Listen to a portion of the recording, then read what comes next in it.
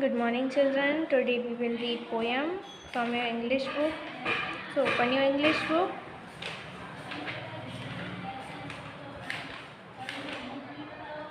Page number 23.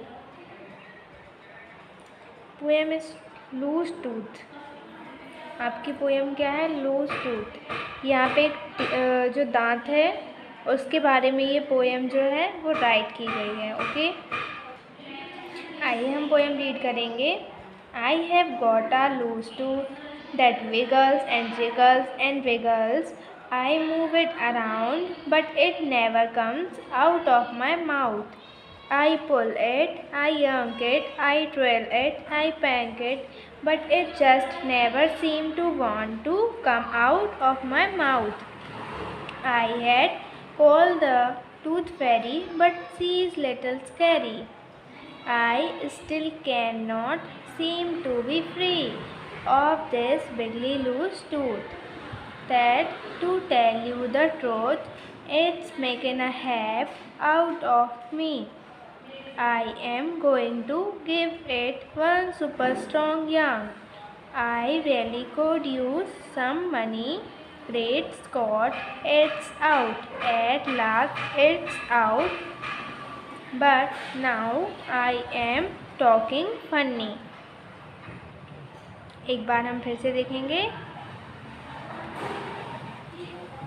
Loose tooth, ठीक है, जो एक दांत है, हिला हुआ दांत है, उसी के बारे में ये सब हमने पढ़ा है। ठीक है, वो बहुत ही प्रॉब्लम करता है, उसी के बारे में ये देखिए। फिर से एक बार हम पोएम रीड करेंगे। I have got a loose tooth that wiggles and jiggles and wriggles. I move it around but it never comes out of my mouth. I pull it, I yank it, I twirl it, I pank it, but it just never seems to want to come out of the mouth. I had called the tooth fairy. I had called the tooth fairy, but she is little scary. I still cannot seem to be free of this bigly loose tooth. That, to tell you the truth, it's making a half out of me. I am going to give it one super strong yank. I really could use some money. Great Scott, it's out. At last, it's out. But now I am talking funny. अब देखिए इसका meaning हम समझेंगे। मेरे पास या मेरा एक loose tooth है, एक जो हिलता डुलता हुआ दांत है वो है।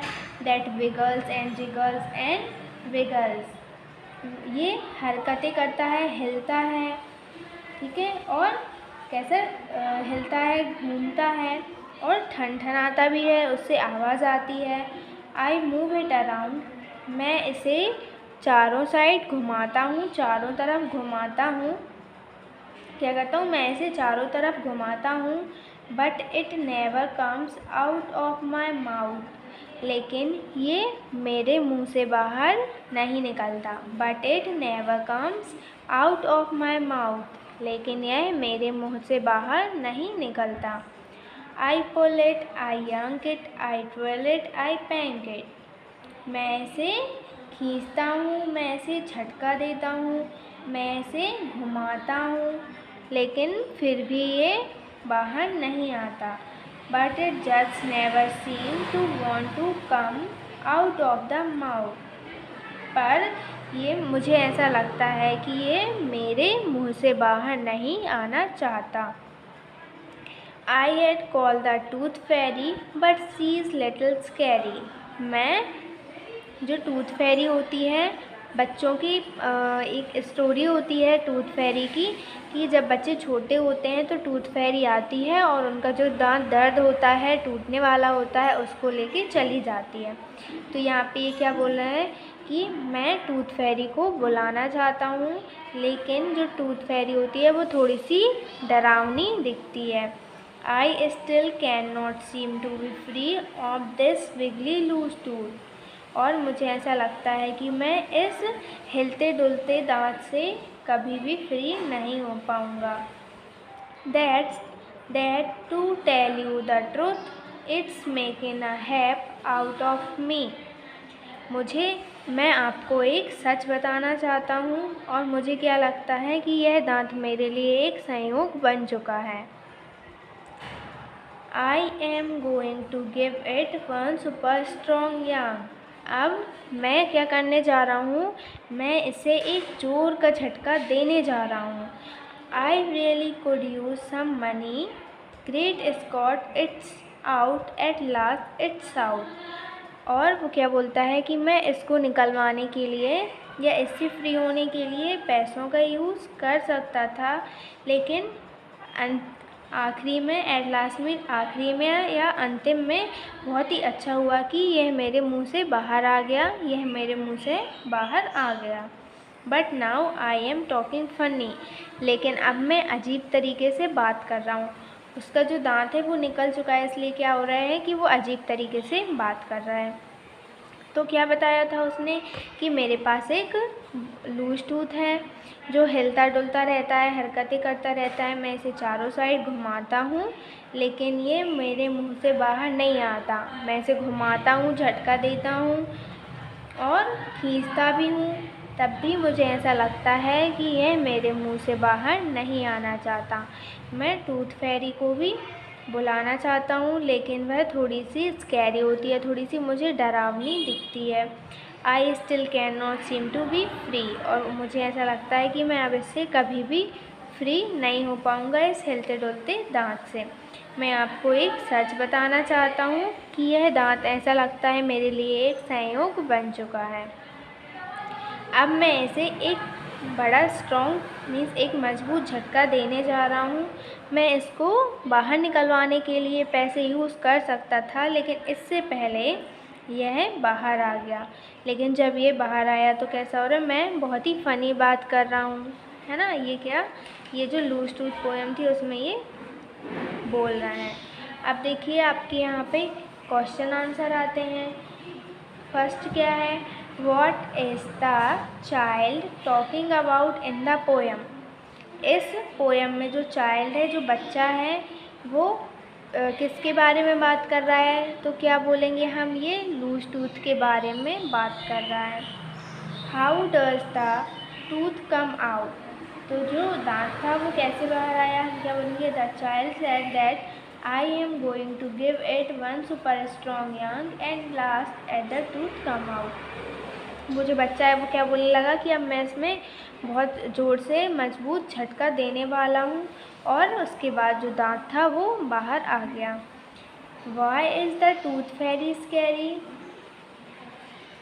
The tooth was very scary because he still cannot seem to be free of his बिजली हाउस। ठीक है, वो उससे फ्री नहीं हो पा रहा था और वो थोड़ी सी कैसी दिखती है, टूथ फेरी स्कैरी दिखती है। How does the loose tooth come out, तो जो लूज टूथ था वो कैसे बाहर आया। The child going to one super strong yank, उसने एक बहुत ही जोर का उसमें झटका दिया और जो दांत था वो टूट कर बाहर आ गया। What is the meaning of the word wiggly. Wiggly का मीन्स क्या होता है, घुमावदार या घूमना। ठीक है, जो हिलता हुआ होता है वो। Do you have any loose tooth that is irritate you? Do you touch it again and again with your tongue?